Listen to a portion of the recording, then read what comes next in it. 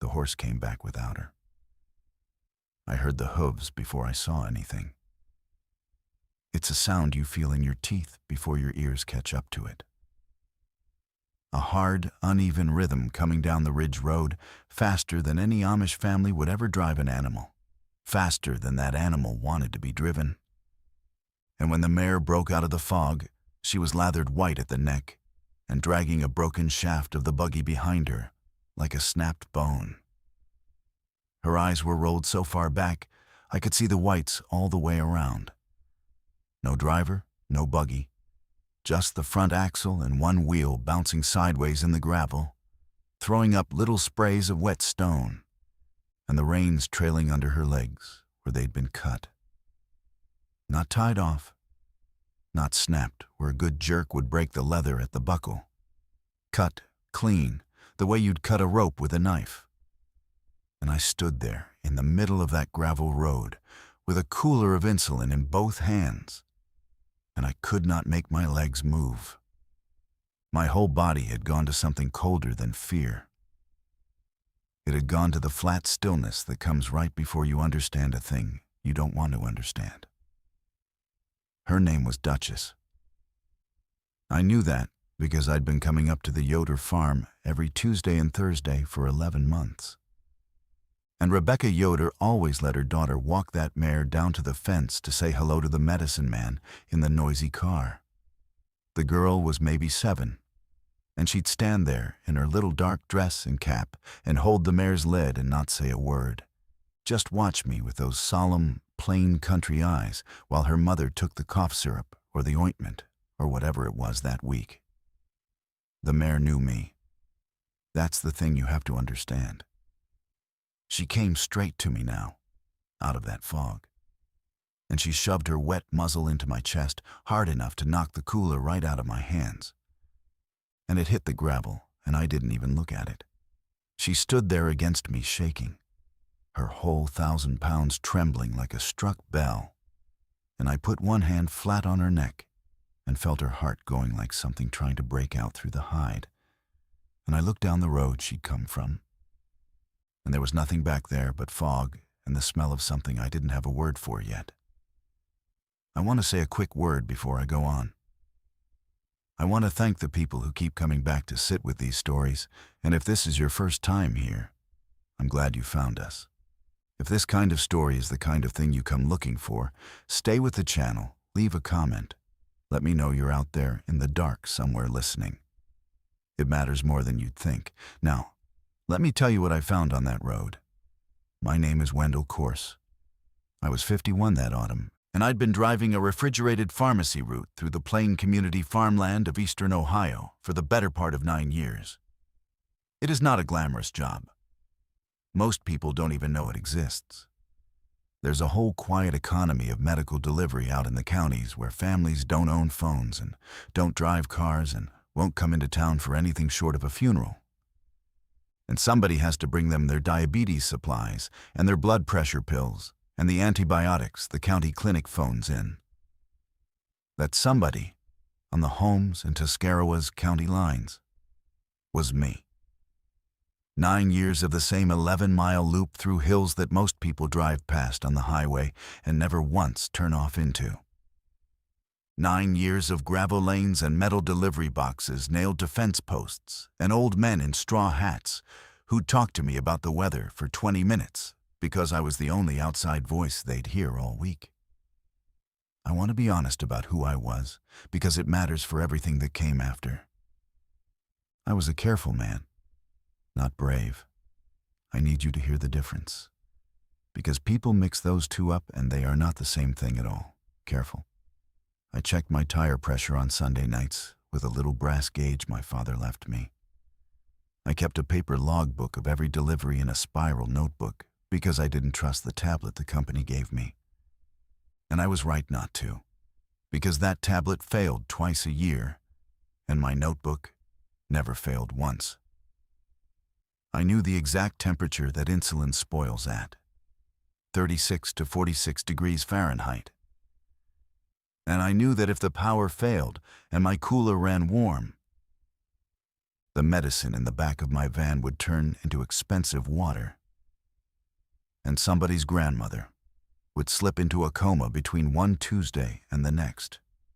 That knowledge sat in the back of my head every single day, like a second heartbeat, quiet and constant. I was good at my job because I was afraid of failing at it. That's the truth, and I'm not ashamed of it. Fear made me good. It just didn't make me ready. The outbreak, if that's even the right word for it, hadn't reached us in any way I understood on that morning. There'd been news out of the cities. There always was. Something spreading fast, hospitals overwhelmed, and a phrase they kept repeating on the radio in a voice that got flatter and more careful every time they said it. Do not approach the afflicted. That was the kind of phrase that meant nothing and everything at once. Do not approach them, not do not touch them, not stay indoors, not wash your hands. Do not approach. Like they were a place, a hole in the ground you might fall into. Out here, we were always slow to hear things, and slower to believe them. The Amish don't watch television, don't listen to radio, don't read the day's paper as a rule. I only knew what I knew because my van had a radio, and I listened to it between farms to keep from talking to myself on a 9-year loop. 3 days of bad news from 100 miles away, and then a morning where the news stopped entirely, and the station I always kept it on played nothing but a tone. A single, flat, electronic tone that didn't waver and didn't stop. And I told myself it was a technical problem at the transmitter, and I turned the dial and found the same tone on the next station, and the next, and I turned it off and kept driving because I had 11 deliveries, and a cooler full of cold medicine, and a route I could drive in my sleep. That's what a careful man does with a thing he can't explain. He turns it off and keeps to his schedule. I'd made 2 stops before the Yoder turnoff. The first was old Amos Beeler, who needed his heart medication and who met me at the end of his lane like always, a man of 80 in a straw hat with a beard gone the color of dirty snow. And he'd said something to me that morning that I didn't think about twice until much later, when I had nothing but time to think about it. He said the deer had come down out of the hills in the night. All of them at once, he said. A great flood of them running through his standing corn in the dark, like something was behind them. And he'd stood at his window with a lantern and watched them pass, and there'd been no end to them. And he said he hadn't seen a bird since sunup, not one. No sparrows at the feeder, no crows on the fence wire, no starlings working the pasture behind the cows. Amos was not a man who spoke in omens. He was a Dutchman, dry as a stick, practical to the bone. He was a man who noticed things and reported them plain. And that was all he meant to do, report a strangeness. I took his medicine down to him, an ACE inhibitor and a blood thinner, both in the cool bag, and I signed my log and made him sign under it the way the company wanted, and he pressed the pen down slow and careful the way old men do. And I drove on and forgot every word about the deer and the birds for the next hour. The second stop was empty, and empty was worse than strange. The Hirschberger place, a young family, 4 little ones, and they didn't come out. That had never once happened in 9 years. Amish families are home. That's the whole shape of their lives. I pulled up at the end of the lane, and I waited the polite 2 minutes. And nobody came, so I did the thing you're not supposed to do out there. I tapped the horn, just once light, because a horn is a rude English thing, and they don't like it. Nobody came. The wash was on the line, sheets and dark trousers and a row of little dresses hanging dead still in the wet air. The chickens were loose in the yard, which was normal, but they weren't scratching or fussing. They were standing pressed together in a tight knot by the porch steps the way chickens do when a hawk's overhead, all of them looking up at nothing. I'd left the amoxicillin in the metal delivery box the Hirschbergers kept nailed to their fence post for exactly that reason. Dropped the little clear bottle in and clanged the lid shut. And I told myself they'd gone to a neighbor's for a barn raising, or a birth, or a sickness in the family. People move around out there, on foot and by buggy, more than you'd think. I told myself a lot of things that morning to keep from looking straight at the shape the day was taking. A careful man is very good at telling himself things. Then the ridge road, and the fog, and Duchess coming down out of it alone with her reins cut clean. I need you to understand the geography, because the geography turned out to be the whole story. The Yoder farm sits at the very top of a long ridge, the highest ground on that end of the county, and the only way up is a single gravel lane that switches back 3 times through the trees, steep enough that I always drop the van into low gear. From the top of that ridge, on a clear day, you can see the whole valley laid out below you like something on a table. The patchwork of fields in their different greens and browns, the little clusters of white farmhouses, each with its red barn, the sawmill down by the creek with its stacks of drying lumber, and the roads running between it all like seams in a quilt. But this was not a clear day.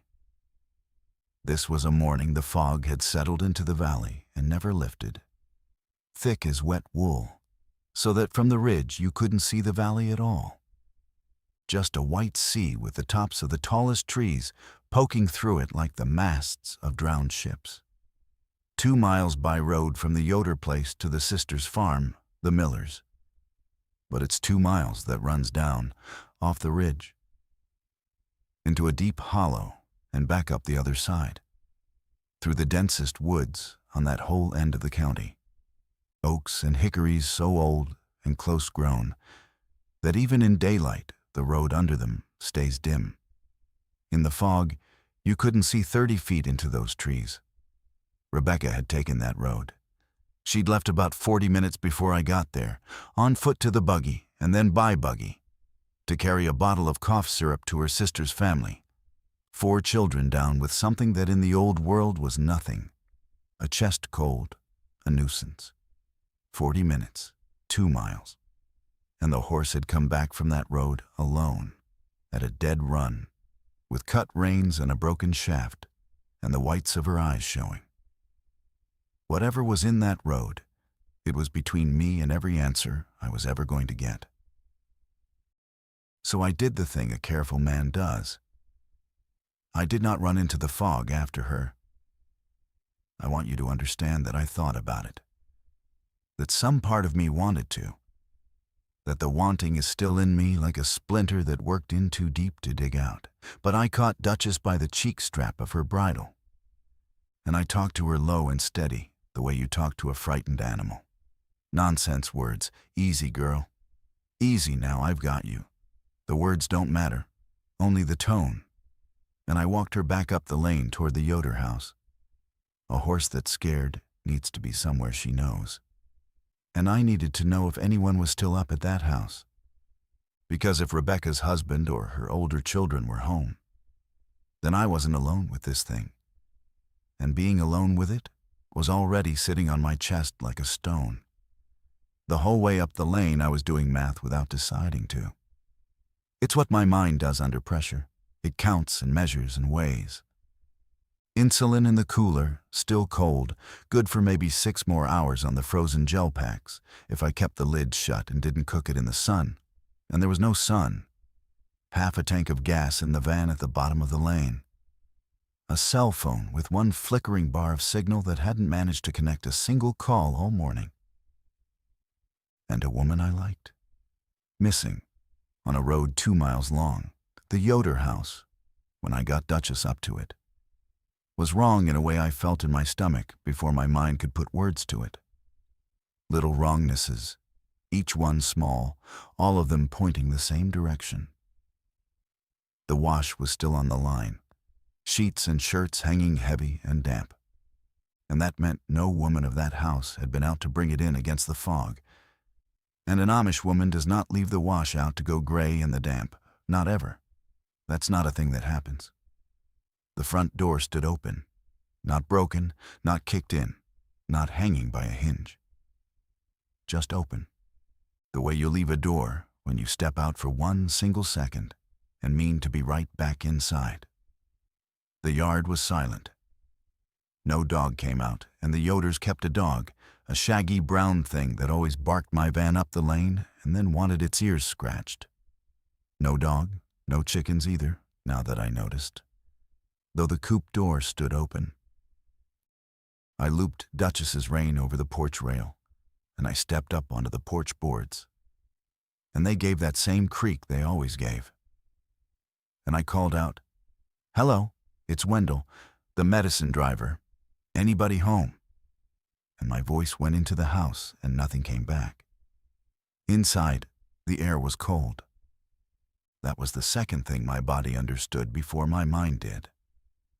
An Amish kitchen in the morning is warm. There's always a fire in the wood stove, always something on it. That's the heart of the whole house. This kitchen was cold as a cellar. The wood stove had gone dark and dead.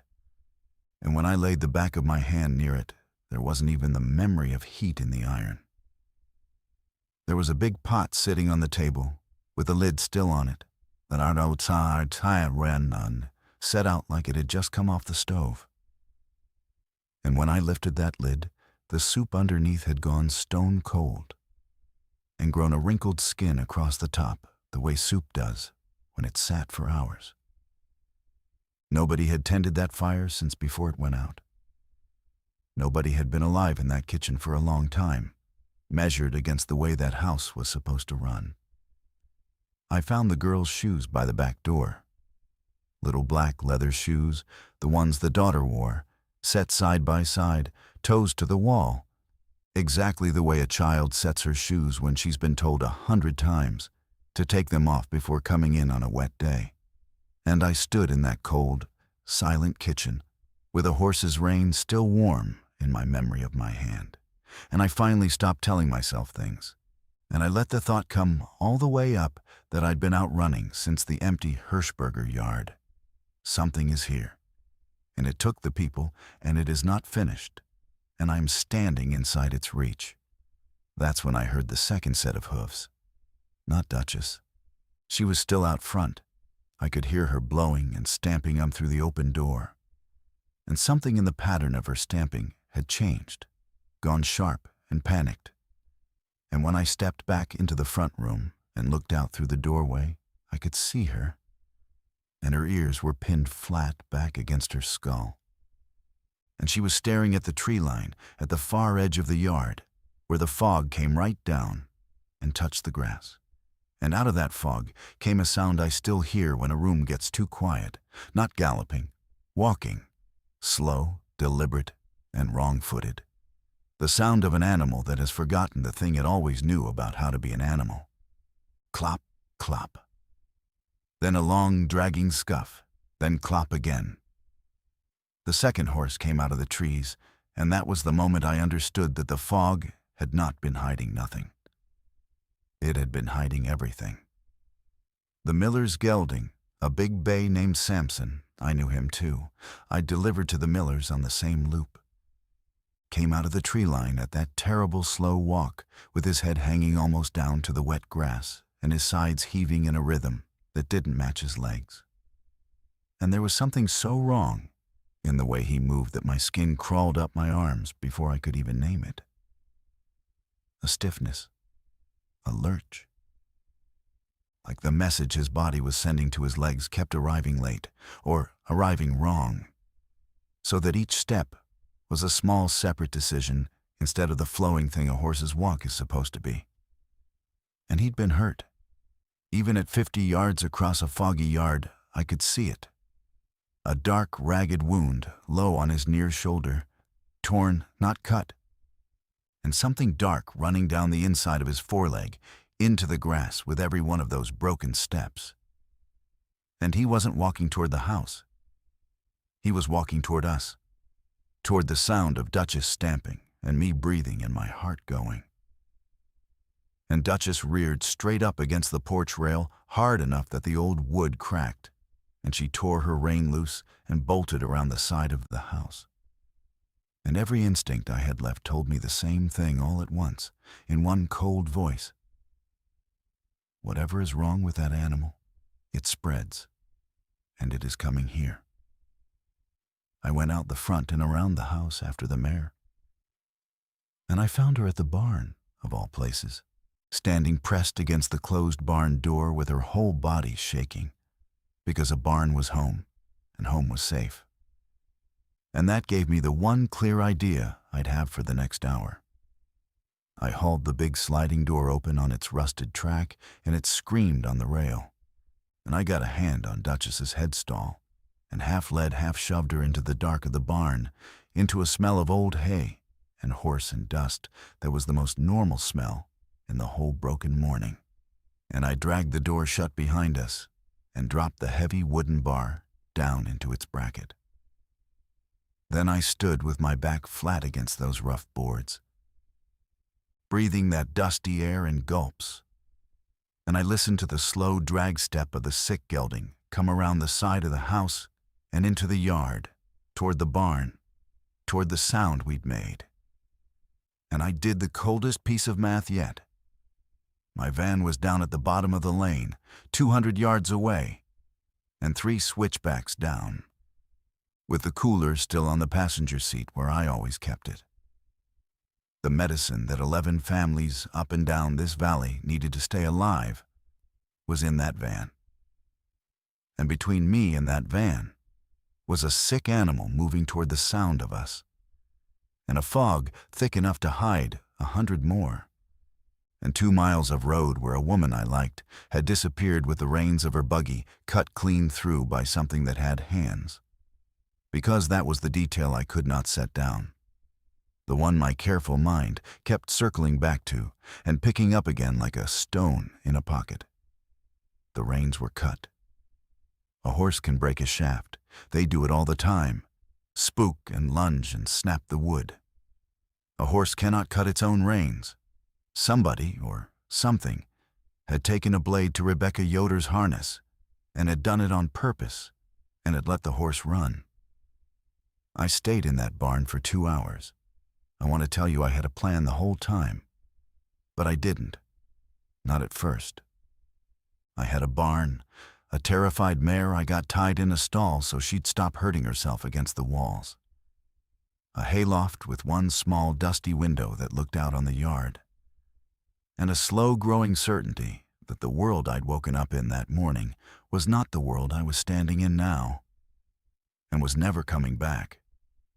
I climbed up into the loft on the ladder, quiet, and I lay on my belly in the old hay and watched the yard through that little 4-pane window with its glass gone milky from decades of dust and cobweb. And through it, I watched the bay gelding lose whatever was left of himself.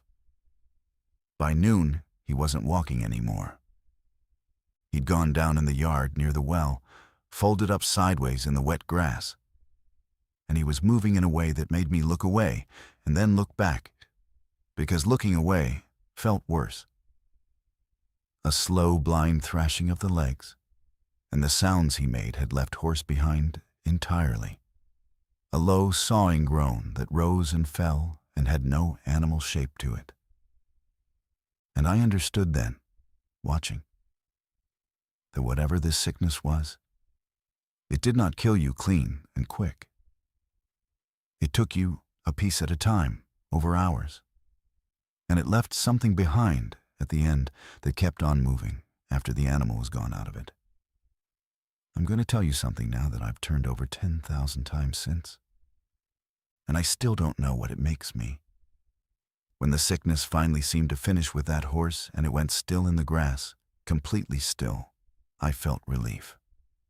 God help me, I lay in that dusty loft and felt relief that a suffering animal was dead. And then, maybe 20 minutes later, in the flat gray silence of that fog, it stood back up. It got its legs under it in that wrong, stiff way, and it heaved itself up off the ground. Dead. I had watched it die, and it turned its ruined, lowered head toward the barn where I was hiding. And it started that slow drag step toward the sound of me breathing, because even from the loft, even quiet, it had heard me. That was the moment the old world ended for me, all the way down to the bottom. Not the tone on the radio, not the empty yard, not even the cut reins. A dead animal standing up on legs that no longer worked to come and find the sound of a living man. I did not scream. I want that on the record, small as it is, because it was the one thing I had to hold on to in that loft. 51 years of being a careful, unremarkable man who checked his tire pressure on Sundays. And my body chose that particular moment to go steady on me. My hands stopped shaking. My breathing slowed. Some old deep part of the animal I still was underneath the careful man took the wheel, and it drove cold and quiet. I climbed down from the loft one rung at a time, without a sound, and I was testing each one before I put my weight on it. I went to the back of the barn, and I found what I'd hoped I'd find in a barn that old. A second door. The small one they used to muck the stalls out into the paddock. And beyond it, when I eased it open an inch, a fence line running along the top of the ridge, away from the yard, away from the thing by the well. And I made the first real decision of the new world. I could not get to my van, not with that in the yard between me and the lane. So I would take the fence line along the ridge, follow it down through the trees on the far side, and come at the van from below, from the downhill side, where the gelding by the well couldn't see me and might not hear me over the distance and the fog. It meant leaving Duchess tied in the barn. But a barred barn was the safest place on that whole ridge, safer than anywhere I was about to go. And I knew it even then. And it meant walking toward the woods, toward the fog, toward the same 2 miles of road that had swallowed a woman that morning. But the medicine was in that van, and 11 families were counting on a careful man to keep being careful. And I did not yet know how to be anything other than that man. I went out the paddock door into the fog and pulled it shut behind me. The fence line was the only thing keeping me pointed the right way. Post, wire, post, wire. My bare hand trailing along the cold, wet top strand because I could not see more than a body length in front of my own feet, and the fog had swallowed the barn behind me inside of 6 steps, wiped it out like it had never been there. It was cold. The deep, wet cold of a fog that has sat on the ground all morning. The kind that gets down into your chest and stays. Every sound came to me doubled and strange, bent by the fog. So I couldn't trust my ears about direction, only the wire under my hand. Twice I stopped dead because I was sure I heard the drag step somewhere behind me in the murk. And both times, after standing frozen with my heart slamming for a full minute, it turned out to be nothing. Just the fence wire ticking and singing where the wind pulled at a loose staple down the line. I am not a woodsman. I sell medicine out of a cold van. But I had walked property lines with 100 farmers over 9 years, while they told me about their bean prices and their new calves. And one thing I knew in my bones was that a fence always goes somewhere. A fence has a purpose and a destination. And I followed this one on faith. It took me to the top of the ridge where the pasture ended and the trees began. And there, at the very edge of the woods, I found the first sign of Rebecca Yoder. Her bonnet. White ones, or near white. The black outer bonnet gone and just the white prayer covering left. Hung on a broken branch stub about chest height, right at the tree line. And below it, the leaf litter and the wet black earth were torn up and scuffed and gouged, a wide disturbed patch. and out of that patch ran a long, dark drag mark heading down into the trees. Not toward the road, where a person who'd been thrown from a buggy might crawl for help. Away from the road, up over the shoulder of the ridge, and down the back of it, into the deep state forest that ran unbroken for miles, clear down to the river, where there were no farms, no lanes, no houses, nothing a lost woman would ever drag herself toward. Something had taken Rebecca Yoder off that road, up over the ridge, and pulled her down into those trees, and it had left her bonnet hung neat on a branch at eye height, or the branch had caught it and pulled it off her as she went by. I could not know which of those was true. And the space between those two possibilities was a place I couldn't stand to look into for more than a second at a time. I want to tell you that I went down into those trees after her. A better man goes down. A brave man goes down. But I stood at that tree line with her bonnet a foot in front of my face, close enough to see the tiny even stitches some woman had put into the hem of it by lamplight. And I listened to the woods below me, and the woods were not empty. Down the slope, somewhere in the fog under those old oaks, more than one thing was moving. Slow, unhurried. That same drag step I'd learned to know, but doubled now, and tripled, and more. A whole slow, scattered procession of it working through the leaf litter down there in the white blindness. And I understood with a certainty that went past fear and out the other side, into something like grief that if I went down into those trees, I would not be coming back up out of them. And then there would be no one to carry the insulin to the 11 families. And Rebecca Yoder was already gone in a way that no rescue of mine was going to undo. Gone the way the gelding had gone. And I could not save a dead woman by becoming a dead man. So I made the second decision of the new world. And it was worse than the first, because the first was only fear, and this one was choice, made clear-eyed, made by the careful man in me, weighing lives against lives. I left her. I did reach out and take the bonnet down off the branch first, and I could not have told you why. Some part of me simply could not leave every single thing behind on that ridge. And I folded it small and pushed it down inside my jacket against my chest. And I turned along the fence line and worked my way down. Toward my van, downhill, away from the woman I could have died looking for. If you'd been standing at that tree line in the fog with her bonnet in your hand, hearing what I heard moving through the trees below you, tell me honestly, would you have gone down after her? Or would you have done what I did? I've turned that question over so many times the edges have gone smooth. And I still don't know if there's a right answer to it. I've never known. The van was right where I'd left it, nosed in at the foot of the Yoder Lane, and coming down on it from above through the trees, I could just make out the yard higher up the ridge, and the pale gray shape of the gelding still moving around up there by the well.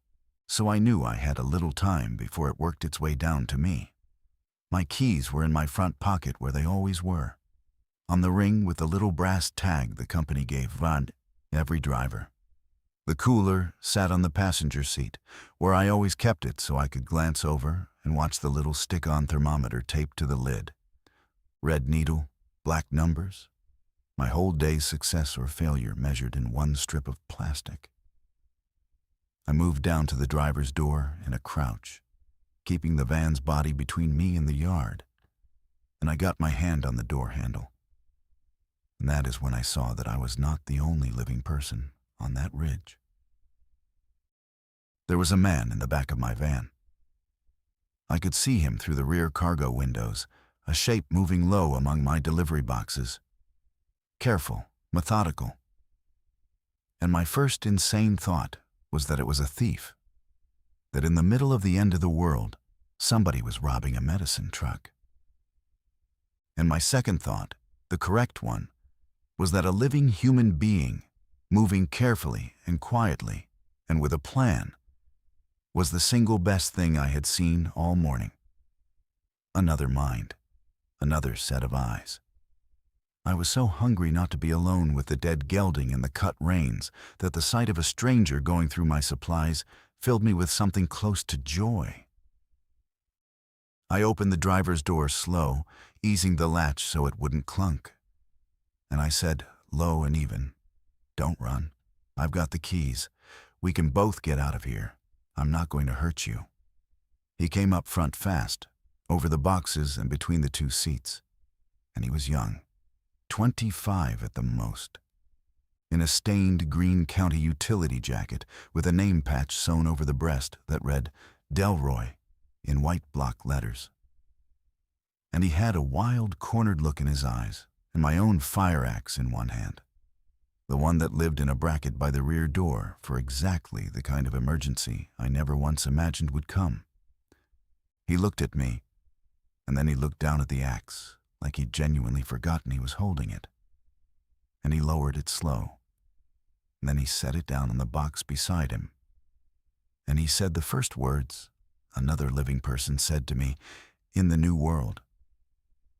He said, "Are you bit?" 2 words, flat, and everything in his face hung on my answer. And I said no. And he said, "Neither am I." And then he started to cry. This grown man, in a county road crew jacket, standing in the back of my van, put one filthy hand over his mouth and cried, quiet and shaking, the tears cutting clean lines down through the dirt on his face. And I climbed in and pulled the door shut and thumbed the lock down. And I let him get himself together, because there wasn't one single other thing I could do for him, and because, honest to God, I needed a minute myself. His name was Delroy Fenn. He worked for the county roads department, and he'd been out since before dawn in a township truck putting out sawhorses and barricades on a bridge where the creek had scoured out the abutment overnight, working alone with no radio contact since about 8 that morning when the dispatcher had stopped answering. And he'd watched the whole thing come apart from the cab of that truck, one piece at a time. He'd seen more than I had. He'd seen it in people, not just animals, over the next 10 minutes in broken pieces, while I got the van started and backed and turned around in the mouth of a field lane. He told me things. He told me he'd seen a family stopped on the state highway, a car pulled crooked onto the shoulder with the doors open, and he'd done what a decent man does. He'd pulled his truck over and gotten out to help, and then he'd had to get back into that truck very fast and lock the doors and drive. And he wouldn't tell me any more than that, and I did not ask. Some things you can hear whole in the flat place a man's voice goes when he won't say them. Here is what Delroy knew that I didn't, and it rearranged everything in my head about what I was driving through. The sickness moved fast once it was in a body, hours, but there was a shape to how it got from one body to the next, and he'd worked it out watching. It wasn't in the air, he was fairly sure, or the two of us would already have it, breathing the same fogged-up van air.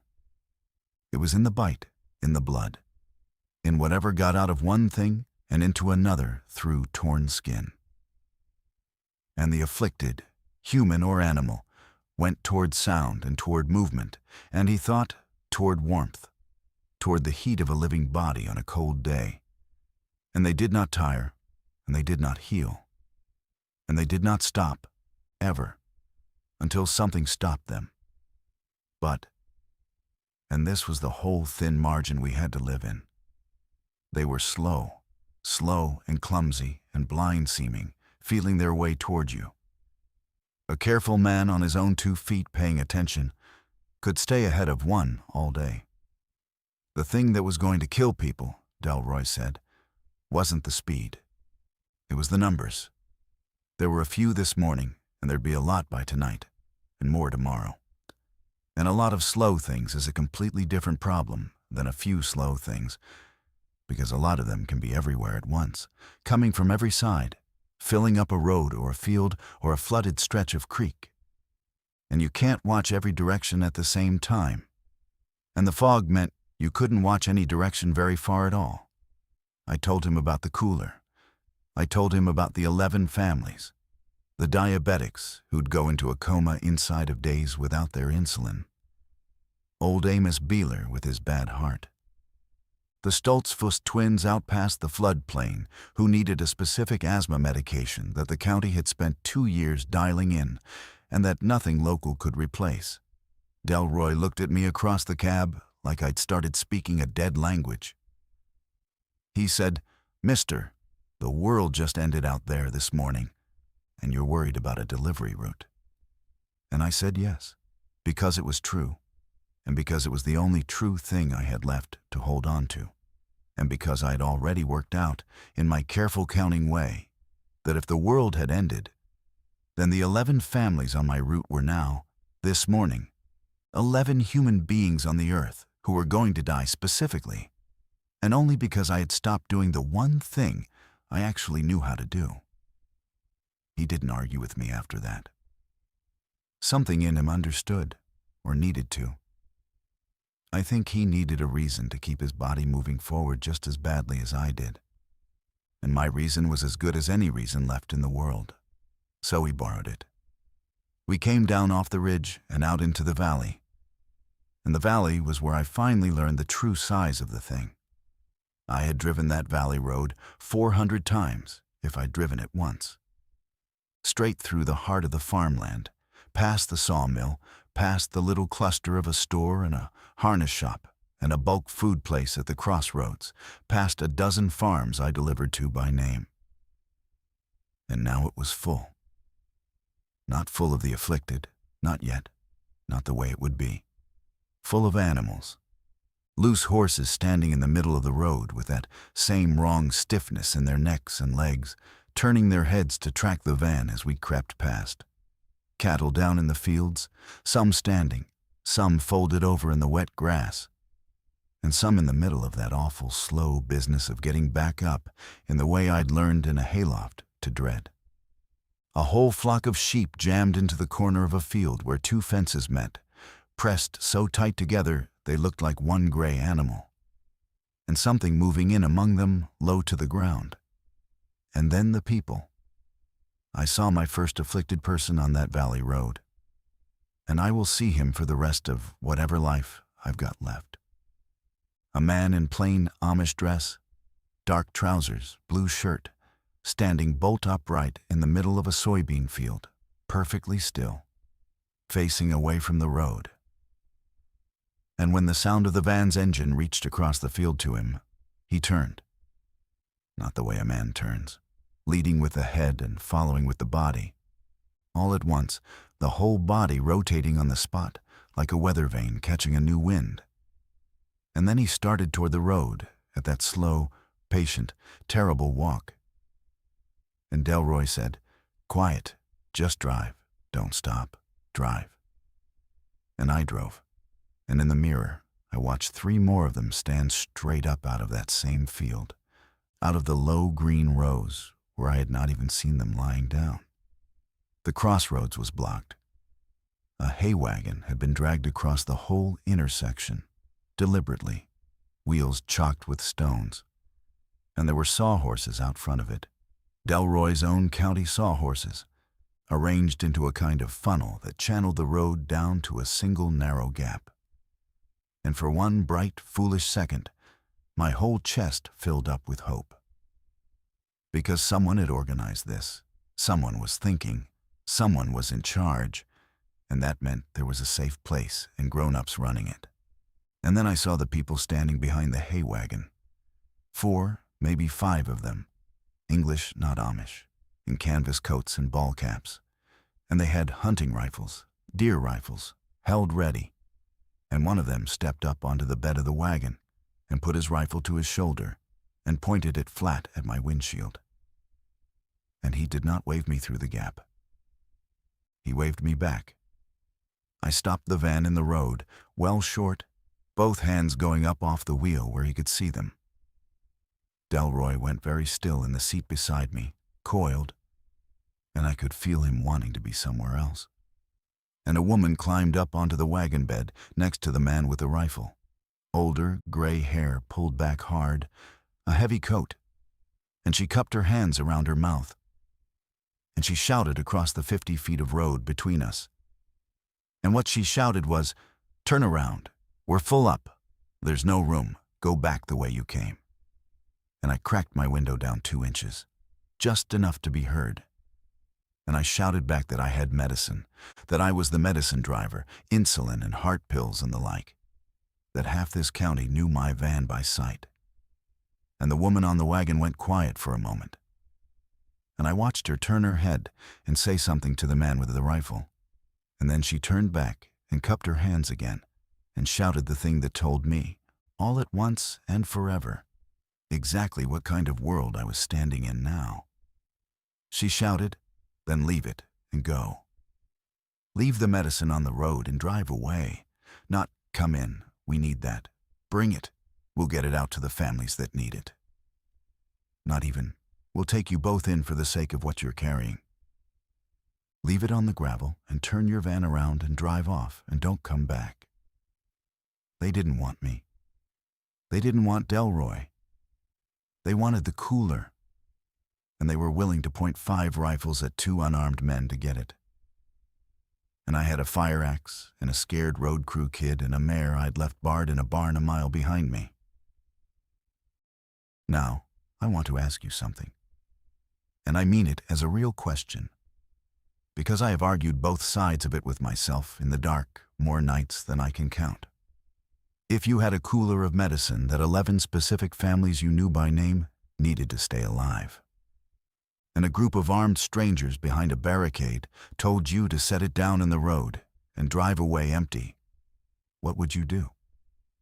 And where are you listening from right now? Because I've told this part to farm people and to city people since, and I swear they answer it differently, they weigh it differently, and I've never worked out why. I'll tell you what I did, but decide for yourself first, before you hear whether it was the right call. Because once you know how it went, it's too late to answer honest. I backed the van up. Slow, both hands back on the wheel where they could see them. Eyes on the rifle the whole way, easing off the clutch so gentle the van barely lurched. And when I'd put a good 100 feet of gravel between us and that wagon, I turned around in the mouth of a field lane, 3 careful points. And I drove away from the crossroads, and I kept the cooler. Delroy thought I was out of my mind. The second we were around the bend and out of rifle sight, he came apart about it, said we should have left it, that no cooler on earth was worth catching a deer slug through the windshield, that those people would have let us drive off alive if we'd only done the one simple thing they asked. And he was dead right about the risk, and dead wrong about everything underneath it. And I could not put the difference into words that would land for him. I told him the reason I kept it wasn't logic. I told him I'd spent 9 years being the man who brings the medicine, and I was not going to set it down on a gravel road for 5 strangers with rifles who'd stood there and let me understand that a whole family could die on their say-so, and it wouldn't cost them a night's sleep, not while the van still ran, not while the gel packs were still cold, not while there were still names on my list and metal delivery boxes on fence posts, and a route living in my head that I could drive with my eyes shut. Delroy said, "There's no route anymore, man. There's no company behind you. There's no clinic phoning it in. The whole system's gone. It went this morning while you were up on that ridge." And I said, the system was never the thing that mattered. The names were the thing that mattered. And the names are still alive. Some of them, for now. And he went quiet, and he looked out his window at the fog. And he didn't fight me on it again. I think something in what I said landed somewhere in him. I've wondered since if it landed too well. If I handed him, right there, the shape of the very thing he was about to do to me. I need to go careful through this next part, because this is where the ground moved under me. And I want you to feel it move the way I felt it. blind, one step at a time. Not the way it all looks, now that I know the whole shape of it. We couldn't go forward through the crossroads, and we couldn't go back up the ridge into the fog and the woods where Rebecca had been dragged down. So I took the third road, the one only a man who'd driven that country for 9 years would even remember was there. There's an old township road, unpaved, that runs along the near bank of the creek behind the sawmill and connects the lower valley to the far side of the ridge without ever touching the crossroads at all. Locals call it the Low Road because it floods every spring when the creek comes up, and half the year it's more mud than a road. I'd used it exactly twice in 9 years, and both times I'd cursed my axles the whole way down it. But it went where I needed to go, toward the far end of my route, out past the floodplain to the Stoltzfus place and the 2 asthmatic twins, and old Amos Beeler, and the last 4 families on my list. The ones who lived out beyond the crossroads, and who, if those people with the rifles were the only organized thing left standing in the valley, were now completely cut off from any help on earth but mine. Delroy asked me why. Why not just find a barn somewhere and pull the doors and wait this out? Why keep driving toward people who were probably already gone the way the Yoders were gone? And I gave him the honest answer, all of it. I told him I didn't have anywhere to wait it out. That a van is a bad place to survive a thing like this, and I knew it. Thin metal and glass on all 4 sides.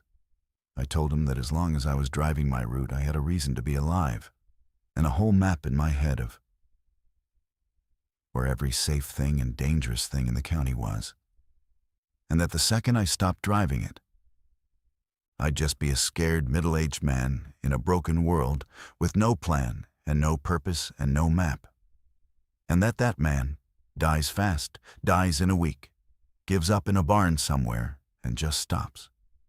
Delroy took all that in, quiet. And then he said a thing that I filed away wrong, that I heard as sad and human when I should have heard the edge in it. And I have hated myself for the mishearing ever since. He said, "My sister's out that way, past the floodplain. She married a Mennonite man. They've got a little place near the Stoltzfus farm. That's where I was trying to get to this morning, when my truck ran out of road at the washed bridge. And I said, well then, we'll go there. Her place is practically a stop on my route. We'll check on her, first thing, before anything else." I meant it as a kindness. That's all it was in me. I did not understand that I had just told a frightened, desperate young man that I was going to personally drive him to the one thing left on the earth that he loved. And that a man will do things to reach and protect the one thing he loves. That a careful man like me, a man with nothing left of his own to lose, simply could not imagine in advance. The low road was worse than I remembered, and I'd remembered it as bad. The creek was up from the fog and the drizzle, higher than it had any business being that time of year. And the wheel ruts were full of standing black water, and I had to keep the van's tires down in those ruts because the shoulders on either side were soft as pudding. And twice the frame bottomed out hard enough that I heard the cooler jump on the seat and slam back down. And both times my heart went with it, and I reached over and thumbed the lid and checked the thermometer. 39 degrees, 39, still holding, still good. Delroy watched the trees crowding the water on his side, and I watched the trees on mine. And for a while, there was nothing at all. Just the creek running high and brown alongside us, and the fog and the drip of water off the branches onto the roof, and the awful, unbroken stillness of a whole countryside where every last bird had gone silent. Amos Beeler's birds, gone, all of them. And I let myself believe for a few minutes there that we might just thread it, might just come out the far end of the low road and up onto the good gravel and finish the route and live. Then we came around the long bend by the old grist mill, and the road ahead of us was gone under 2 feet of moving water for 40 yards, where the creek had jumped its bank clean over the road. And standing in that water, up past their knees in it, facing straight back down the road at us, were the men from the sawmill. I knew the sawmill crew. 6 or 7 men, English and Amish both, who ran the little water-powered operation there by the creek. And not a month before I'd carried a tetanus shot and an antibiotic down to one of them, a big, quiet fellow who'd laid his hand open on a saw. And here they all were, every one of them, standing out in that flooded stretch of road in the fog, not moving, the brown water swirling and dragging at their legs, and not one of them shifting their weight against it, the way a living man in cold moving water can't help but do. And every single one of them was turned to face our van. They'd heard us. They'd heard the engine a long way off through the fog and the still air. And they had walked down off the mill yard and out into water they could no longer feel. And they were standing in it, waiting, facing the sound. Because walking into cold moving water and just standing in it is not a thing that living men do. I stopped the van at the very edge of the flood. 40 yards of moving water ahead. A wall of the afflicted standing in the middle of it, and behind us the low road. Too narrow to turn a van, and both shoulders too soft to trust with the weight. Delroy said, back up now, back up." And I threw it into reverse and gave it gas, careful, easing, and the rear tires spun and grabbed, and we lurched back maybe 20 feet up the ruts, and then the left rear wheel dropped off the edge of the rut into that soft shoulder mud, and the whole back end of the van slewed sideways toward the creek and stopped hard, canted over at an angle, and I gave it more gas and heard the left rear tire spin free and high, up out of the mud, turning on nothing but air. Buried to the axle in creek bottom muck, not going anywhere under its own power. And in the mirror, I watched the sawmill men come off their spot in the flood and start walking toward us up the road, slow, patient, the water sheeting off their legs. And I understood in one cold drop of the stomach that all the careful math I'd been doing since dawn had just run clean off the end of the road. I want you to be able to picture the inside of that van in that minute, because I've never gotten out of it, not really. Part of me is still sitting in it. Tilted hard over to the left, so we both had to brace, me against the door, Delroy with a hand jammed against the dash. The left rear wheel spinning uselessly in the air, that high whining sound. 40 yards ahead, a wall of dead men standing in floodwater.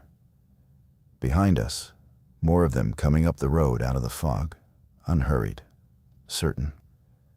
And on the seat between us, the cooler, holding at 39 degrees, which all at once seemed like the single stupidest thing in the whole world to have risked 2 lives for. And at the very same time, seemed like the only thing left on the earth keeping either one of us from just laying our heads back and giving up.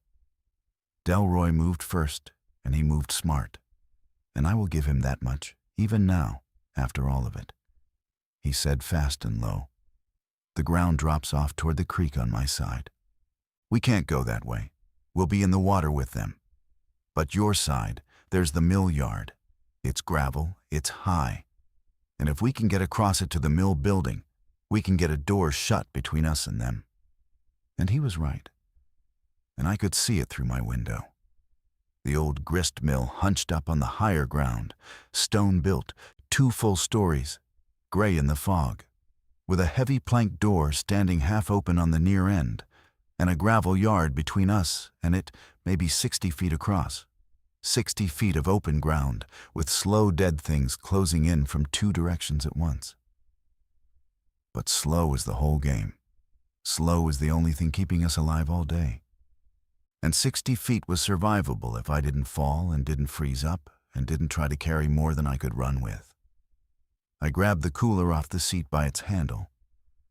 Delroy grabbed the fire axe off the box in back, and without my seeing him do it, without my even thinking to watch for it. He grabbed one thing more, and we went out my door, the high door, because his side dropped down toward the creek and the water and the dead, and we ran for the mill, running across 60 feet of wet gravel with a cooler of insulin banging against your legs, while dead men close on you from two sides, is a thing I hope with my whole heart you never have to imagine well enough to feel in your chest. My shoes slid on the loose stone. The cooler was heavier than it had any right to be. I felt one of them's fingers actually drag across the back of my jacket, felt the tug of it, and I did not look. I kept my eyes locked on that half-open door, and I did not look. Delroy hit the door first with his shoulder, and it groaned inward on old iron hinges, and we fell through it into the dark. And we both spun and threw our whole weight back against it. And I got my hands on a big iron bar that hung in a bracket beside the door. And I dropped it down into its cradle across the door about half a second before the first body slammed into the far side of it. And then more of them. A soft, heavy, repeated thudding, hands and shoulders and faces coming up against 3 full inches of old oak. Again and again. No rhythm to it, no let-up. And the door held. And Delroy and I stood in the dark of that mill with our backs to the cold stone wall, breathing like we'd run a mile uphill. And we were alive. The mill was dry, and it was strong. And it was, for that moment, sealed. Stone walls 2 feet thick that the thudding on the door didn't even carry through. That one heavy plank door, barred. High, small windows up under the eaves that a man could just reach off the top of the old grain ladders, but that nothing slow and clumsy was ever going to climb to. And there was, and I actually laughed out loud when my eyes found it in the gray light, a hand pump in the corner over the mill's own well. And when I worked the handle, a couple of strokes, it drew up cold, clean water that ran out over the stone and away down a drain channel worn smooth by 100 years of it. We could hold here. That was the thought that filled me up as my eyes came adjusted to the dimness. We could actually hold out here. Days if we had to. Stone on every side and water in the corner until the dead in the yard lost the thread of us and wandered off toward some other sound. And then dig the van out or finish the route on foot. For about 3 whole minutes, standing there in that strong stone room with cold well water running over my hands, I let myself believe all the way that we had finally found the safe place. Then Delroy said, from across the room, quiet. In a voice that had gone flat and strange and small, he said, Wendell, just my name. And I turned around. And he was standing over the cooler, which he'd carried the last few steps and set down on the stone floor. And the lid was up. And I saw his face in the thin gray light coming down from that high window.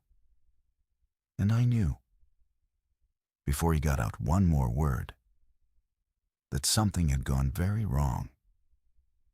And that it had gone wrong in a place I hadn't been watching, because I'd spent the whole day watching the doors and the fog and the fields, watching outward.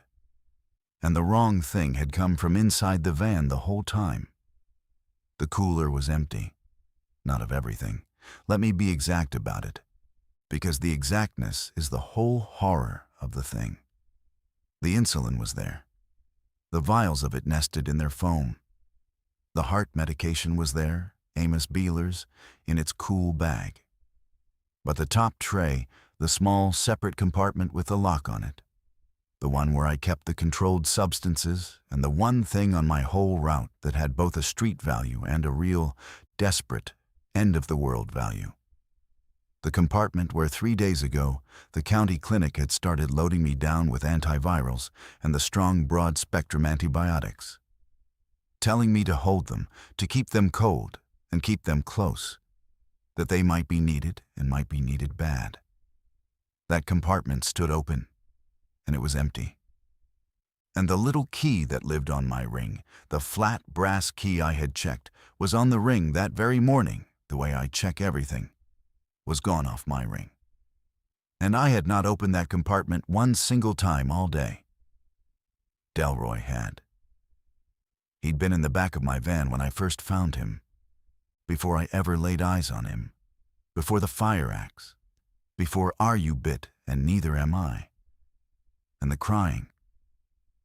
He'd had time, alone, in the back of my van, to go through every box I carried, to find the key, which I did not keep in my pocket, which I kept in a little magnetic case, stuck up under the dash because I trusted the fixed routine of always knowing where it was, more than I trusted my own 2 pockets, and to open the reserve compartment with it, and to take everything inside it.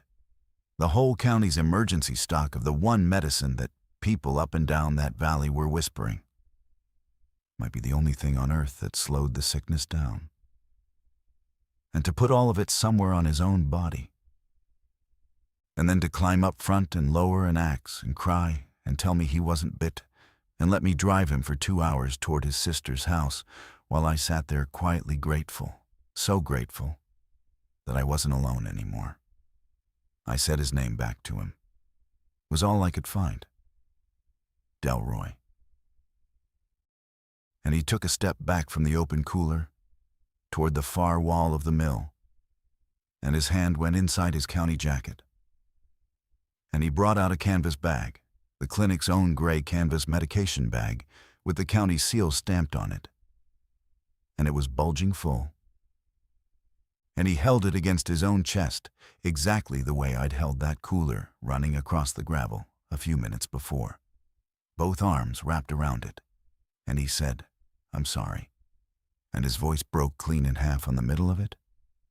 And I understood, standing there, that he had been sorry the whole time. That he'd carried this sorry around inside the cab of my van for 2 hours, sitting a foot away from me, and that being sorry had not stopped him or slowed him for one single second, and that this is a true and terrible thing about people, that sorry and stopping are 2 completely different things that don't have anything to do with each other. When a man is frightened enough. I asked him why.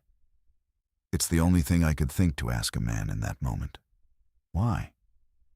I told him we'd been going to his sister's, that it was the first stop, that I'd have given him anything in that cooler. All he'd had to do the whole time was ask me for it, and that's when he told me the thing that reframed the entire day around me while I stood there. And I have never once decided whether it made what he did better or worse, only that it made it human, which is somehow the hardest thing of all to forgive.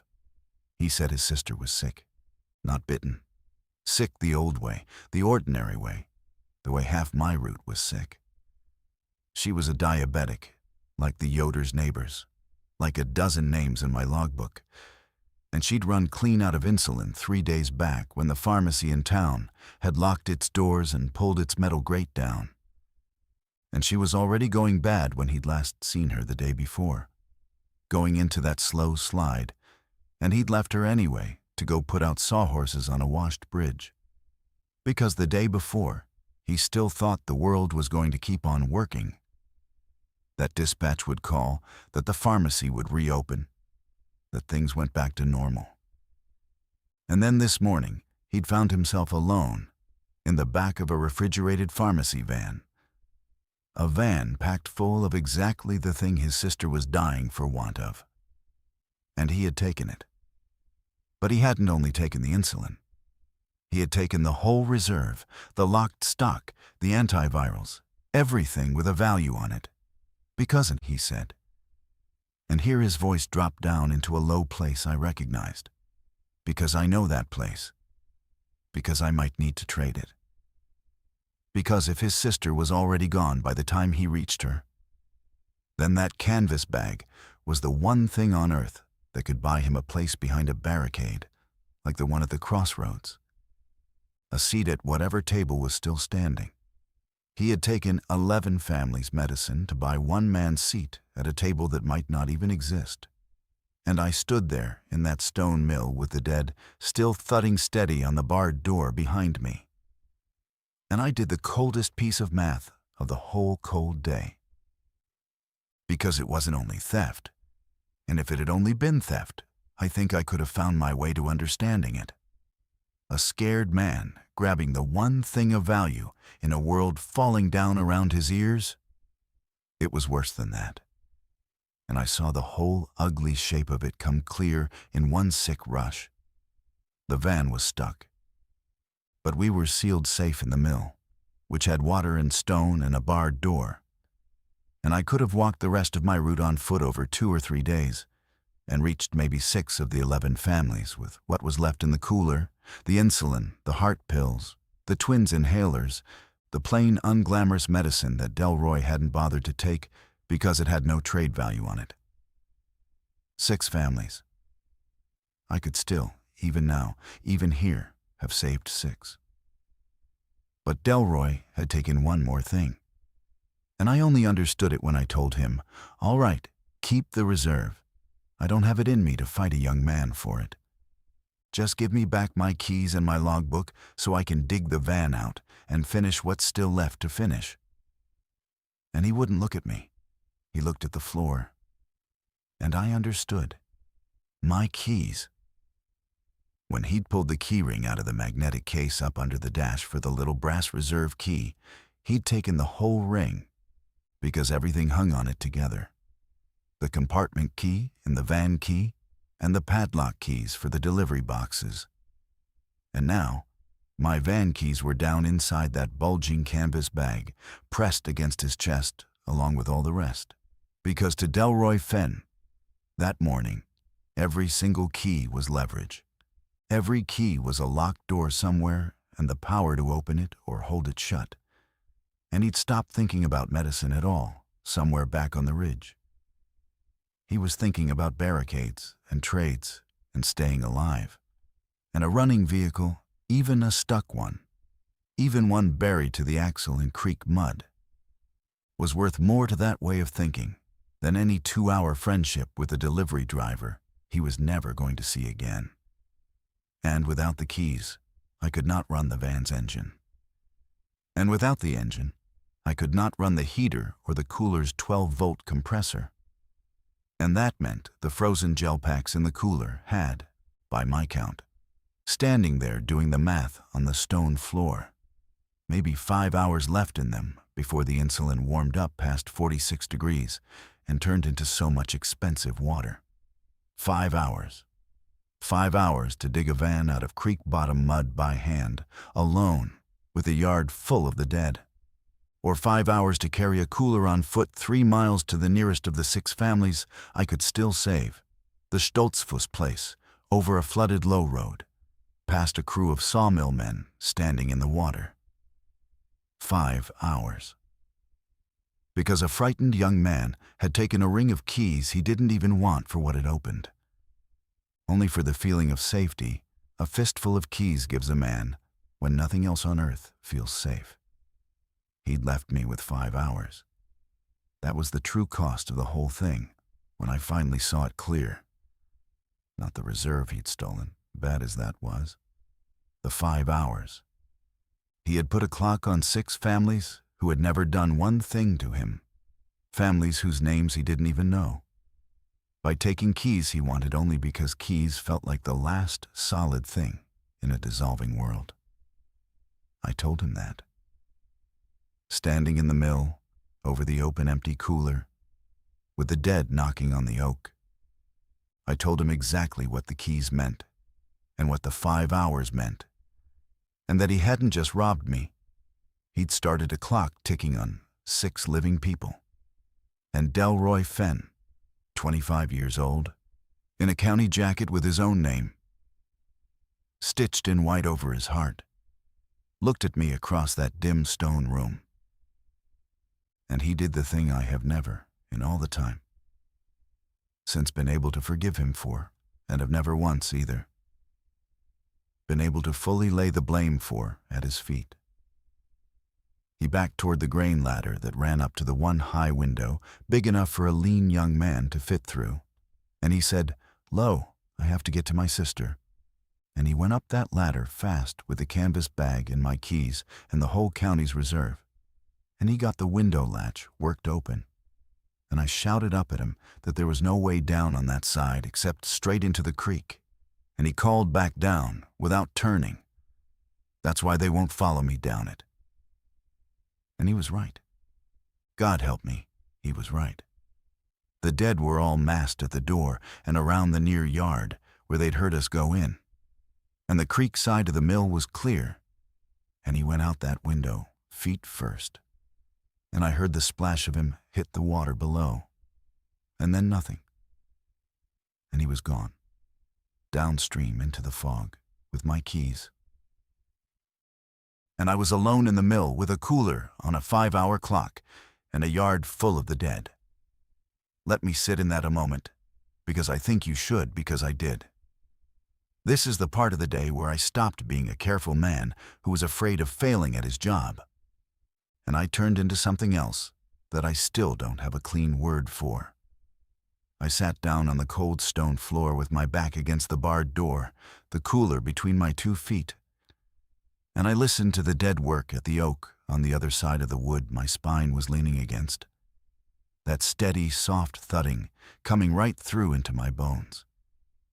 And I thought about Delroy's sister, dying of the exact same want that half my root was dying of.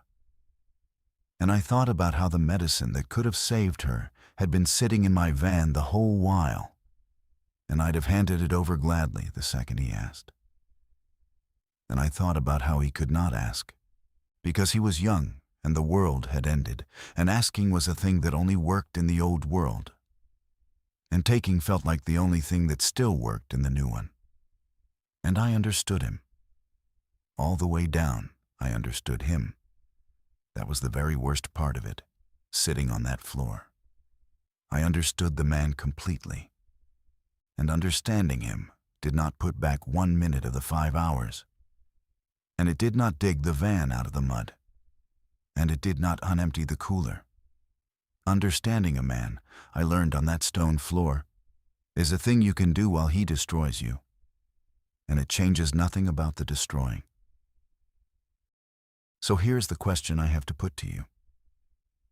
And I want you to really sit down inside it before you answer. Because it is the one I carried out of that mill and have never once managed to set back down.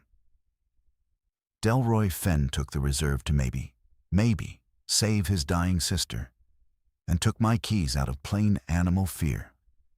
And by doing those 2 things, he put 6 families of strangers on a 5-hour clock to die of it. He never once laid a hand on me. He never hurt a living soul with his hands that I ever knew of. He just took what he needed and climbed out a window into a creek, the way frightened people take and go. If it had been him sitting where I was sitting, on that cold floor, with 6 families' medicine warming toward useless between his feet, what would you want done to the man who put that clock on them? I've heard people tell me he was only trying to save his sister, and there's grace in that. And I've heard people tell me there's a special dark corner of hell for a man who steals medicine off the dying to trade for his own hide. And I go back and forth between those 2 every single day. I've never landed. Tell me where you come down on it. I read them. I genuinely want to know, because I have never once settled it inside my own chest. But sitting on a stone floor, pitying 2 men, doesn't stop a clock. And I had 5 hours, and I'd already burned 10 minutes of them, feeling sorry for the both of us. So I got up. First thing, I checked the thermometer. 39 still, holding, because the deep stone of the mill kept the room cold as a cellar, and that was quietly buying me a little time at the edges of the clock. Then I did the thing I should have done the second we bolted that door. The thing a careful man does before anything else. I took a full inventory of the room I was trapped in, because a careful man doesn't panic. A careful man counts what he's got. iron hand pump over a live well, cold, clean water. Good. That was one worry crossed off. A long workbench down one wall with tools laid out and hung, a claw hammer, a rusted handsaw, a coil of good hemp rope, and a pry bar. 3 solid feet of iron. The single best thing in the room. And I knew it the moment my hand closed on the cold weight of it. Grain sacks, empty, burlap, dozens of them, folded in a stack. And I couldn't see the use of them yet, but I noted them. An old kerosene lantern on a hook with maybe an inch of oil still sloshing in the base. And beside it on the shelf, in a rusted tin, a box of wooden stick matches. And when I slid it open and struck one on the stone to test it, it flared right up, dry, good. And along the whole back wall, under a canvas tarp gone stiff with age, when I lifted the corner of it, the thing that saved my life, though I didn't understand yet how, a hand truck, a 2-wheeled sack barrow, the kind the millers had used for 100 years to move 100-pound sacks of grain and flour. Its 2 wheels solid rubber grown hard as wood, its frame welded steel, its toe plate worn shiny. Because here was the shape of my problem, laid out cold. I could not dig the van out. Not alone, not in 5 hours, not with the mill yard full of the dead who'd swarm the sound of a shovel. And I could not carry a full cooler of medicine 3 miles on foot over a flooded road, not at 51, not fast enough to outrun the clock. But I could set a cooler on a hand truck, and I could pull a loaded hand truck a great deal farther and faster over flat ground than I could ever carry that same weight hugged against my chest. And the low road, for all its flooding, was dead flat. That was the whole answer. That was the way through. The only thing standing between me and the answer was the yard. 60 feet of gravel between the mill door and the road, packed now with the dead who'd massed there because they'd heard the 2 of us go in. And a man pulling a steel hand truck with hard rubber wheels across loose gravel makes a great deal of noise, a rattling, grinding racket, and noise was the one thing on earth that brought them straight to you. So I did the thing that, of everything I did across that whole long day, I am the least proud of and the most alive because of. I used the lantern. There was a lean-to shed built up against the far corner of the mill yard, old and dry and sagging. And through the high window I could see it was heaped full of decades of sawdust and offcuts and scrap wood from the mill's old cutting floor, tinder dry under its roof. And it stood at the far end of the yard, well away from the road, at the exact opposite corner from the direction I needed to run. And I understood, from watching the gelding and the sawmill men, that the dead came to sound and to movement, and that a fire is the loudest, brightest, most moving thing there is in a gray, still world. And that if I could get a good fire going in that dry shed, every dead thing in that yard would turn as one and walk straight toward it and right on into it, the way the whole sawmill crew had walked into the flood, because they don't feel a fire, they can't be burned away from it, they only find it and go to it. But getting from the high window to the shed meant going outside, out into the yard, and there was no way around that fact. So I thought it through, careful, the way I think everything through. I climbed the grain ladder up to the window Delroy had gone out of, and I looked down the creek side of the mill, and it was clear like he'd said, a steep, muddy bank dropping down to the brown water. I could not carry a lit lantern down a climb like that, so I would carry it down cold. I climbed out that window feet first the way he had, but slow. And I climbed down the muddy bank with the unlit lantern hooked to my belt and the tin of matches buttoned inside my jacket against my chest next to Rebecca Yoder's folded bonnet. And I went along the creek bank, in the fog, under the level of the yard, hidden by the drop of the bank, until I judged I was down below the lean-to at the far corner. Then I came up over the lip of the bank on my belly, slow, into the loose sawdust at the back of the shed. And I could hear them. All of them. 40 feet off across the yard, still crowded up against the barred mill door, still thudding at the oak, their backs to me, working at the wrong door while I lay in the sawdust behind them with a lantern. I unscrewed the lantern's base, and I poured out every drop of the oil into the driest sawdust and the smallest scrap kindling, spreading that inch of kerosene as far as it would go. And I built up a little nest of the finest shavings over the wet of it. And my hands were shaking so hard from the cold creek water and from everything else that I snapped the first match clean and dropped the second one. And I want you to know that the whole time I was thinking about Rebecca Yoder's bonnet folded against my chest, and thinking, plain and clear, this is a terrible, lonely way for a careful man to die. On his belly in a shed in the fog, setting a fire he's ashamed of. And the third match caught, and it held. And I touched it to the oil-soaked shavings. The sawdust took faster than I'd figured on, and I nearly went up in it with the shed. A soft whump of flame ran across the oil, and the heat of it hit my face, and I scrambled back over the lip of the bank, and half slid, half fell down the mud, into the creek up to my knees. And the water was cold enough to stop the heart in my chest. And I worked my way back along the bank the way I'd come, toward the window. And above me and behind me, I heard the fire find the old dry roof timbers of that lean-to and let go entirely, a rising roar. And I heard something a great deal better than the fire. I heard the sound change over at the mill door. I heard the wet, dragging shuffle of 40 dead things turn, all together, all at once, away from the oak, and start across the gravel yard toward the light and the sound, and the terrible growing heat of that fire in the fog, exactly as I had bet my one life they would.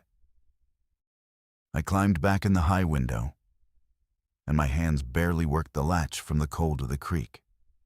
I got down the ladder into the mill. I got the cooler up onto the tow plate of the hand truck, and I lashed it down tight with 3 wraps of the good hemp rope and a knot I trusted. And I slid the iron pry bar down through the rope where my right hand could reach it fast without looking.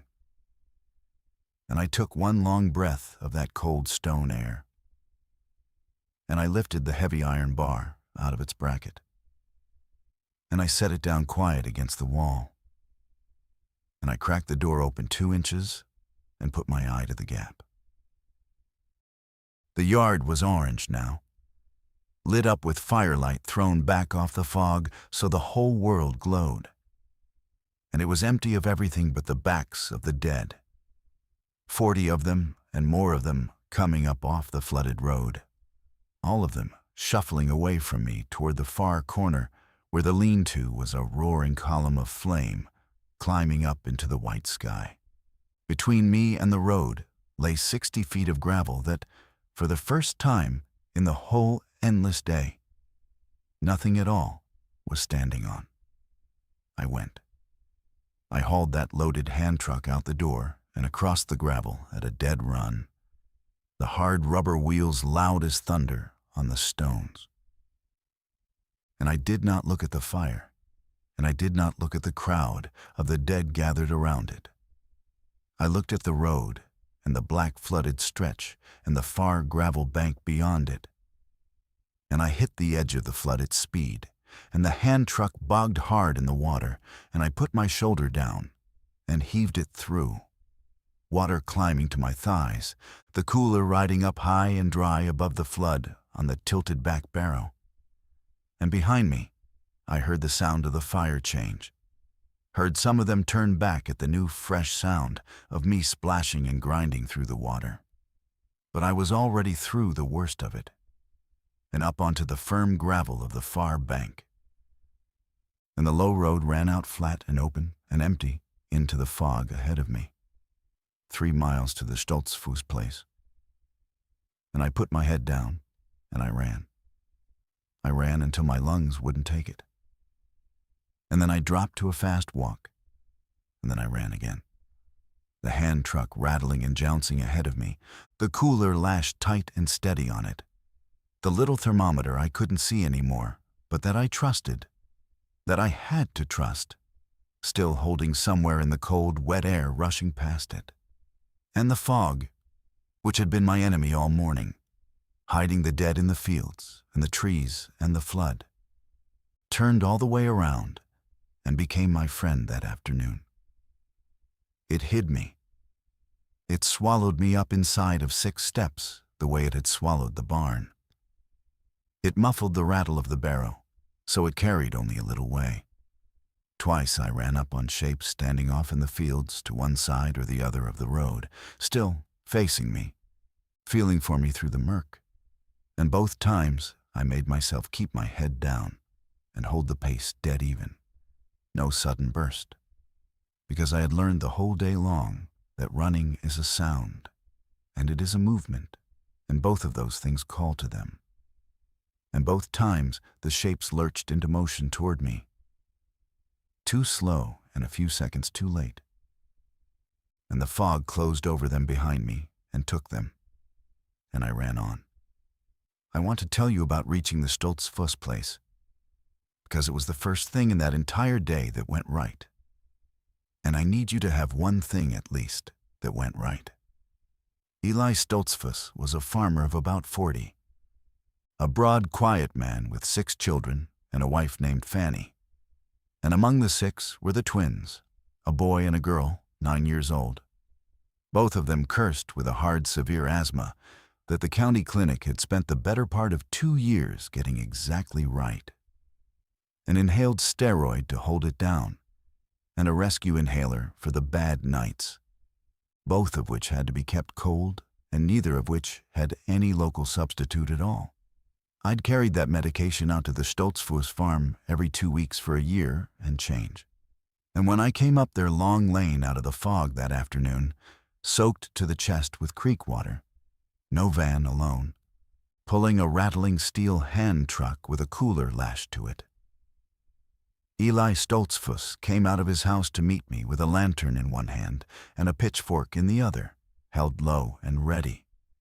And behind him, in the lit doorway, I could see Fanny with a whole flock of children pressed in around her skirts. All of them, every one, alive, well, whole, a lit and living house full of breathing people in the middle of a dead, gray, drowned world. And I very nearly went down on my knees, right there in their gravel lane. They'd known. That was the thing that undid me. The plain communities had known before I had, in their own quiet way, without one radio or telephone between them. Eli had heard from a neighbor who'd walked over, who'd heard it from another neighbor, the way news has always moved through that country, hand to hand, farm to farm, faster on foot than you'd ever believe. And Eli had done exactly what those families do when the world turns dangerous. He'd pulled every soul he had in under one roof, shuttered the windows, brought the milk cows into the near barn, and turned the rest of the stock loose to fend far from the house, filled the buckets from the well, and settled his whole family in behind the walls to wait it out, with a full cellar under the kitchen and a wood stove throwing heat and a faith in the Lord that I have never shared, but that I watched, that afternoon and after, hold a family of 8 together and steady while the whole created world came apart around them. They were the safe place, not the barricade at the Crossroads with its 5 rifles and its leave it and go. This, a shuttered plain farmhouse full of children and a broad, quiet father who came out into the killing fog with a lantern and a pitchfork, not to warn me off, but because he thought a soaked stranger coming up his lane alone might be in need of help. I gave Eli the twins' medicine first, both inhalers, cold from the cooler, pressed them into his big, rough hand, And then I told him, fast and plain, and leaving nothing out, everything I had learned across that day. The bite and the blood, the way they came to sound and to movement and maybe to warmth, the slow, patient walk, the fact of it in the animals as well as the people, the deer and the birds Amos had marked. All of it, everything Delroy had taught me in the van and everything the day had taught me since. Because information was the only thing I had left to give a man besides medicine. And out there, that afternoon, information was worth every bit as much. And Eli Stoltzfus listened to me the exact way old Amos Beeler noticed things, taking it all in slow and whole, nodding once in a while, asking me just one or two questions that showed me he'd already understood more than I'd managed to say. And when I was done, he took the cooler up out of the hand truck's cradle in his two arms, and he carried it around the side of the house to his spring house, that little low stone building they build out over a running spring or a cold well, where the water keeps a few degrees above freezing all the year round. And he set the whole cooler down inside it on the wet stone shelf in the cold running dark, and he said, "Plain, it'll keep in here longer than in your box." And he was right.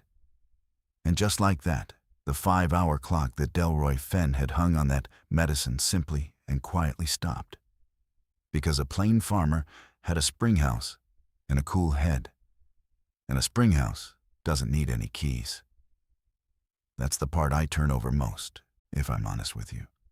Delroy took my keys because in his frightened mind, keys were survival itself.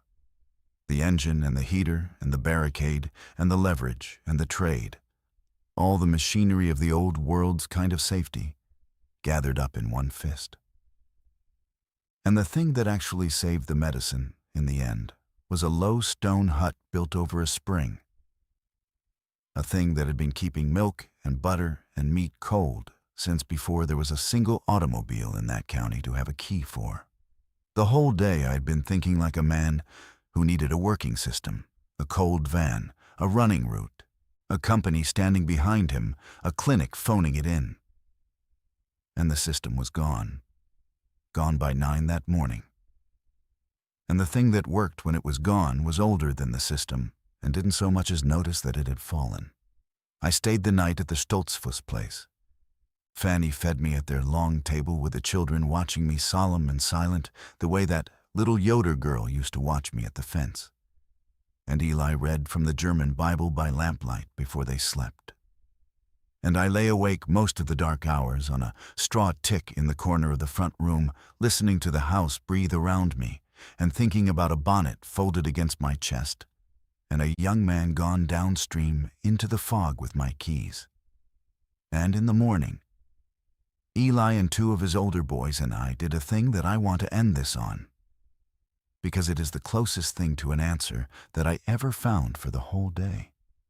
Eli knew every family on my remaining route. Of course he did. They were his church and his neighbors, and some of them his own blood by marriage.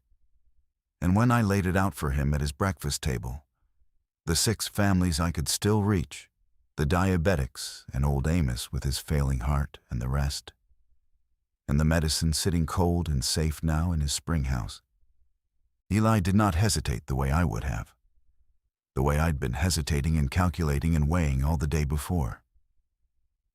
He said simply that the community would carry it, not me, alone, on a hand truck, over a flooded road, 5 hours ahead of a clock.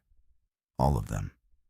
The whole quiet network of farms that had always moved news and goods and help and hands along back paths and field lanes and creek fords that no van could ever follow and that no crowd of slow blind dead would ever find, hand to hand, farm to farm, the same way they'd done every single thing for 200 years, without one key or one engine or one radio among the lot of them. Eli's oldest boy could reach the next farm on foot through the backwoods by noon. That farm could send its own boy on to the next. And the medicine I had very nearly died to keep out of 5 strangers' hands would move out along a living human chain that had been there underneath everything the whole time, underneath the roads and the routes and the company and the clinic. The thing that had been waiting patiently underneath the system for the system to fail so that it could finally show what it had always been for. I asked Eli that morning over the coffee. The one question I could not stop asking, the one about Delroy. I told him the whole of it, the reserve and the keys and the sister dying of the sugar sickness and the 5 hours in the window over the creek. And I asked him plain what he thought ought to be done to a man like that. And Eli Stoltzfus, 40 years old, 6 children, a springhouse, and a pitchfork, and a faith I've never had, sat and thought about it for a long, slow moment, turning his coffee cup a quarter turn on the table. And then he said the only thing anyone has ever said about it that I've been able to hold in my 2 hands and carry. He said, "A frightened man will reach for the wrong thing. It's the most natural thing in the world to reach wrong when you're afraid. It's what he does after, when the fear lets go of him, that tells you what he truly is. And we don't know that part yet. He might be trading that bag right this minute for a seat behind some barricade. Or he might be sitting somewhere with his sister already buried in the yard, holding a canvas bag full of medicine he can't use for her and never could. Understanding at last, all the way down, exactly what he did to 6 families he'll never meet. We don't know which. And until we know," Eli said, "it is not ours to decide. I don't know if Delroy's sister was still living when he reached her, or if she was living at all, or if that little Mennonite place near the Stoltzfus farm was even still standing. I don't know if he made it to a barricade and traded the reserve for his seat, or whether the antivirals he carried off were ever any good in the first place against the thing that was in the animals and the deer and the sawmill men. Because in all the time since, no one I've met has been able to tell me for certain that anything ever slowed it. I don't know if Delroy Fenn is alive or dead. I never saw him again. I have his name. And I have the memory of a young man crying in the front seat of my van that I could not read then and cannot read now. Whether it was clean grief for a dying sister or the first crack in a 2-hour lie. And I have somewhere out in a ruined county a gray canvas bag with a county seal on it that I will never see again. Here is where I've landed, and then I'll let you go. I spent 9 years being a careful man who was afraid of failing at his job. And I believe for all of them that the fear was my strength. And in one narrow way, it truly was. Because it made me the man who kept the cooler when armed strangers told him to drop it in the road and drive off empty. But the morning the world ended, my careful system, my cold van, my route, my company, my logbook, my ring of keys, all of it failed inside of 6 hours, every piece of it. And the things that saved me and saved 6 families in the end were not one of them careful, and not one of them mine to begin with. A fire I was ashamed to set. A hand truck under an old tarp, a Stone Springhouse over a cold spring.